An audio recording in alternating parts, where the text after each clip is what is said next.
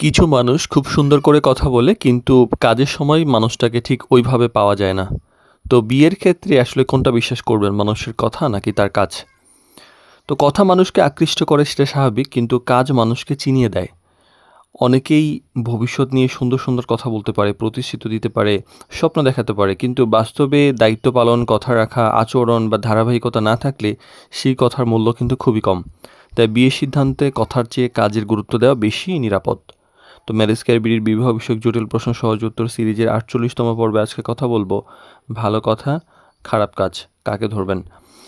তো মূল আলোচনায় যদি আমরা যাই, সেখানে হলো আসলে প্রতিশ্রুতি দেওয়াটা সহজ, কিন্তু পালন করাটা কঠিন।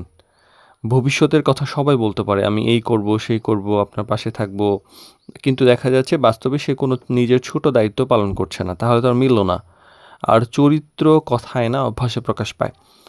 একদিনের ভালো কাজ না, ধারাবাহিক আচরণ গুরুত্বপূর্ণ। নিয়মিত সময় দেওয়া, সম্মান করা, দায়িত্ব নেওয়া, এগুলো কিন্তু একটা ধারাবাহিক ব্যাপার। আর ইচ্ছে ছিল আর কাজ করেছে, এই দুইটা কিন্তু এক বিষয় না। অনেক মানুষ আছে যে ইন্টেনশনের কথা বলে, যে আমি তো এই করতে চাই, সেই করতে চাই, আমি ভবিষ্যতে এই করবো, এই ব্যবসা করবো, বিসিএস ক্যাডার হবো, এই সেই হাবি যাবে অনেক কিছু, কিন্তু বাস্তবে কোনো পদক্ষেপ নেয় না। সে হয়তো বিজনেসের জন্য চেষ্টা করে না, পড়াশোনা ঠিকমতো করে না, তাহলে কিন্তু মিলল না। আর কাজের ইঙ্গিত কিন্তু কাজের মাধ্যমে কিন্তু তার ভবিষ্যতের ইঙ্গিত পাওয়া যায়। আজকের অভ্যাসকে অনেক আগামী দিনের কিন্তু ছবি দেখায় যে সে আসলে কি করছে। তো ছোট ছোট কমিটমেন্ট যে রাখতে পারছে না, তার সঙ্গে তো আর আসলে ভবিষ্যৎ নিয়ে যে খুব সুন্দর হবে এটা আশা করা যায় না। আর কথাকে শুনুন, কিন্তু কাজ দিয়ে যাচাই করা উচিত। শুধুমাত্র যে সন্দেহ করা ঠিক না, আবার অন্ধবিশ্বাস করা উচিত না। তো যে যা বলেছে সেটা আসলে বাস্তবতার সঙ্গে মিলছে কিনা সেটা দেখা উচিত।